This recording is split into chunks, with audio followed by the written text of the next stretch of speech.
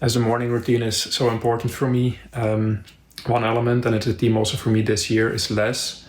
And that also means for me silence. So one of the things that I always include every morning as well is some moments of silence. So you can do breathing exercises, but that's not fully silence for me. So I just sit and meditate, basically just sitting and doing nothing, just focusing on what is happening in the moment and what is arising in the moment, and see if we can just observe with neutrality, if we can observe with curiosity what is happening.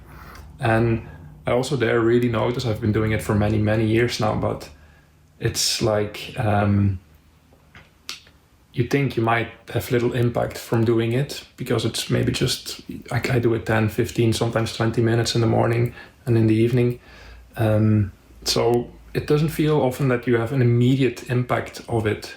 This is one of those things for me that when you do it in a longer period of time, you start noticing gentle, subtle differences, that there's a bit more peace of mind, that you're not as reactive as you used to be because you're finding that grounding moment to really find that stillness. It's a bit like the growth of hair. I don't have many anymore, but on a day-to-day basis, you don't see it growing. But if you look at yourself after half a year of not cutting your hair, you will definitely see a difference. And it's a bit the same with meditation. If you meditate, it's useful to learn to sit in a relaxed way, yet alert, like cross-legged on a pillow or a block is a good way to do that. Of course, that's not a must. And then what I usually do is I focus on my breath initially. So I just pay attention to my breath, how it moves into my body and out of my body. I've been trained in a Vipassana meditation technique, which is the meditation technique that helped the Buddha to get to enlightenment. But so the first thing you learn is to try to actually master the mind more, and finding a focus point is one of those elements to help to sharpen the mind, to become more sensitive to different sensations. And the breath is always part of what you are doing, so that's something you can always focus on, and you don't need to bring in any other elements. So just simply focusing on the breath, how it moves in and out through the nose, for example, and just basically doing that. And then obviously the mind starts wandering at some point, so that's fine. Just when you notice it, you bring that attention back to the breath.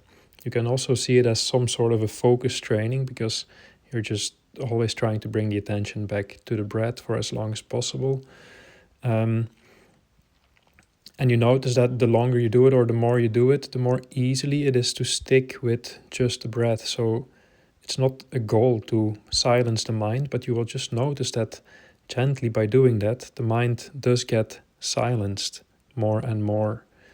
Then the other thing, by doing that for quite a while, it really does sharpen the mind. And it's a weird thing to explain, but as you move more or turn more inward, you become more sensitive or sensible to your own body and the sensations in your body.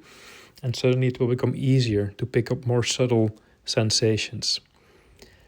And so this is what I do for mostly in my meditations, just trying to focus on the breath.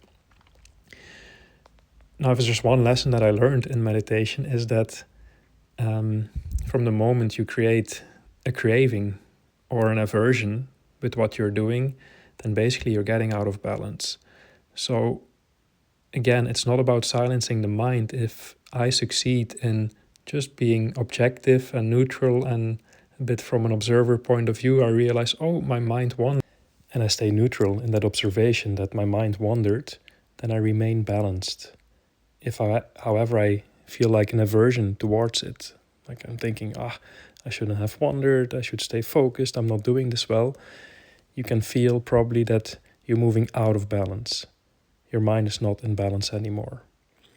The same with craving. So if I had a wonderful experience in a previous meditation, which made me feel blissful, or I was really calm and had peace of mind, and I'm seeking that experience again in my current meditation, I will also be out of balance.